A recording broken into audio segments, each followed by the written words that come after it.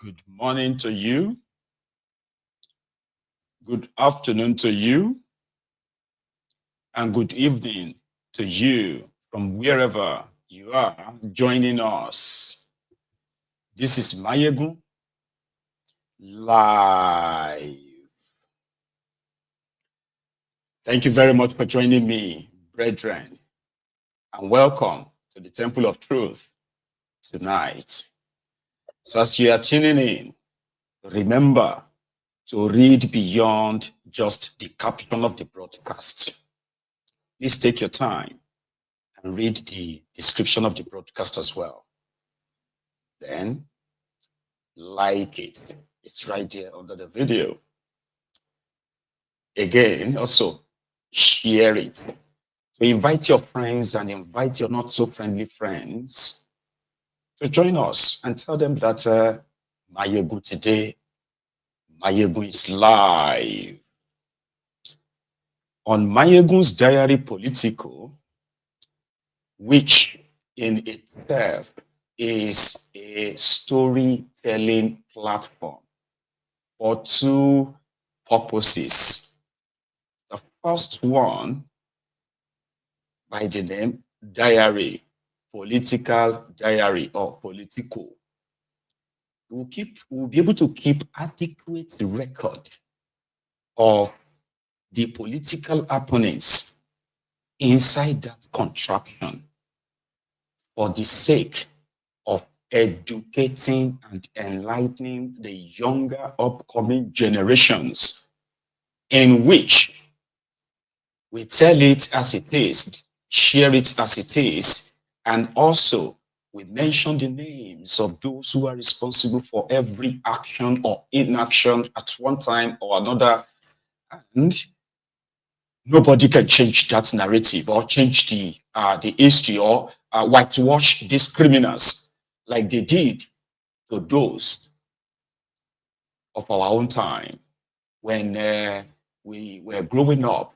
Nigeria, which is a pure lie to start with, we're fed with so many lies that many of us, when we found out later, it became so irritating and annoying. And annoying in the sense that how did they manage this disjointed contraption this long? How did they keep it together this long? So our own children and our children's children, right, they will be able to know what really happened, who were those responsible for this failed contraption. Yeah, that is the first purpose. The second purpose is to teach those of us who are alive now, because before we die, we just have to try and live first. Something that has become so almost impossible under these criminals. Many people are just existing as we speak. They are not living. So for them, it is ideal to always kind of like, by sharing all what is going on, to keep their subconsciousness and consciousness are working all the time. And hopefully they can act, we can act to change the course of our own destiny, in which these guys are mortgaging. Mayegun's Diary Political. So we do this by storytelling. Storytelling in the sense that you can sit down there, even if you don't like politics. I can make you have interest because you can understand it better, including the intrigues, the intricacies, the lies, the gaslighting, the blackmails, the propagandas and all that. On Mayegun's Diary Political, we help not just to document for the future purpose and purposes, but we also help to educate those who are here now, including those of you who are praying, right, for this Nigeria, or should I say, those of you who are praying for the criminals to succeed. On this platform, or through this platform, you can possibly get to realize that you are just, wishing yourself something not good, okay? Asking these criminals to succeed or praying for these criminals to succeed, you may be self-destructive in that manner. So finally, we know that failed system and the criminal politicians, they are not just existing in isolation. There are enablers. These are the categories of Nigerians who have bought into the lies. They are living the lie, and somehow, right, they are making it difficult for those who are seeing the light, or those who have seen the light, and those who are seeing the light, to really push these roads down the cliff without them taking all of us. Unfortunately, the enablers are also watching this broadcast. Those who are helping them to spread divisive rhetorics, right? Rhetorics like the tribal division, ethnic division, religious supremacy, and all other vices that you can think of, which have all kept this enterprise, this Nigeria business going. And it became soldier go, soldier come, barrack no move, but the entire space is filled with the body of their victims, the victims of their policies. So it became a turn by turn Nigeria limited, unfortunately. And that is what gave birth the rotten system, the rotten establishment, compromised institutions run by compromised, people with questionable characters, openly career criminals in charge of governance, lawmaking. Lawbreakers are making laws for everybody to obey. And it is also in this reality we've also established that one Nigeria is fraud, and that we are one Nigerians is also a lie. A system of fraud sustained this long, giving birth to rogues to take charge, including a former. I will use former because there is no recent evidence of his involvement in narcotic dealings. This compromised system and a failed country, right, has now produced the worst kind of humans, the worst of the worst kind of humans or couple, right, which is the bats and rats, okay, to ever occupy the highest position in the land of Nigeria. Tinubu, ladies and gentlemen, the most controversial human being ever. It was never like this. The case of Tinubu, right, especially to those of you who are Gen Z, especially you Gen Z, okay, the story of Tinubu, right, is like the story of Bokwari, okay. When Bokwari was the military head of state, the first and the only person to have ever democratically removed, to have removed the democratically elected government in Nigeria by replacing them with himself, Bokwari, right? During Bokwari's time, Nigeria faced hell. Your parents faced hell. But guess what? There were those who loved it. People were queuing. The economy was so bad, right, that people were queuing to buy washing powder, to buy sugar. But the highlight of what this is, lovers at the time, how to tell those of these who fell into their second trap in 2015 was that there was discipline. Nigeria needed this discipline. Nigerians were indisciplined people. They don't have this or that. Anyway, the economy tanked.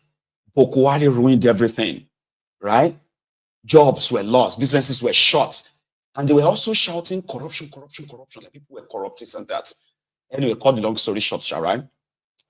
It ended up as one of the most corrupt governments of that time. But the successive ones were like what? Okay, Babangida shut him out. Abacha also came, Shonekon in between.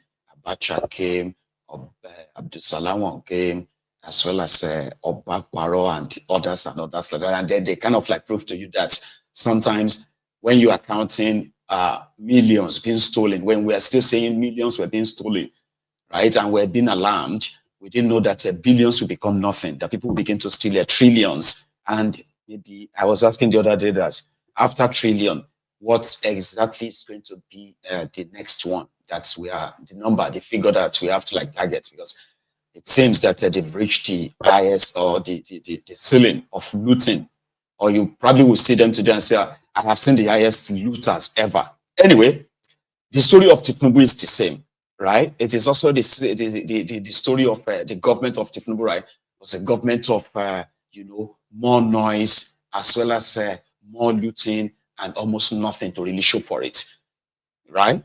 But again, like Bokuwari, they were pushing the noise of, oh, he increased the IGR of Lagos. He had a Lagos master plan and every other thing like that. Okay.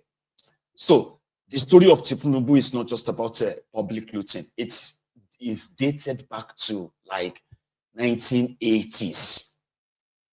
So David Hundeyin, their nemesis, right?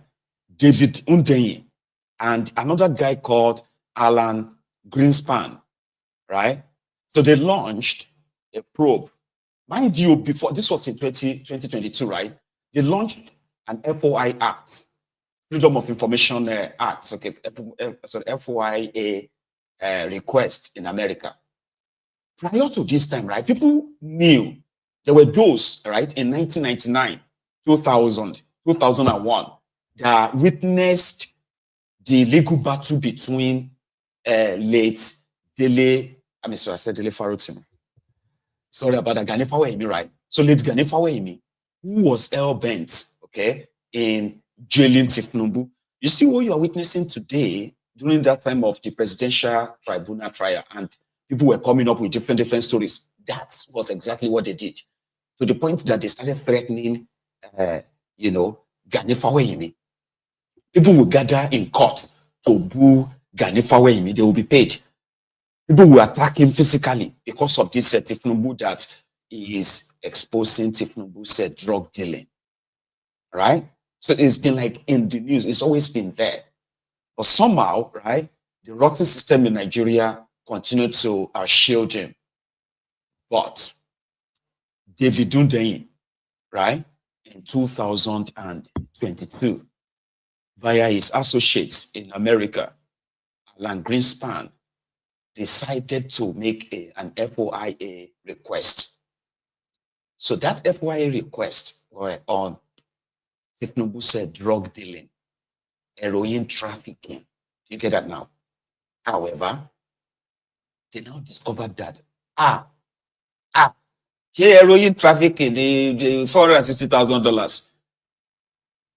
That if they open the file of Tinubu, it's not these drug things that majority of you are already aware, because some of you are pretty much like, oh, you know, matter anymore, Jare. Whatever they want to release, make them release. Waiting they won't release again. Waiting.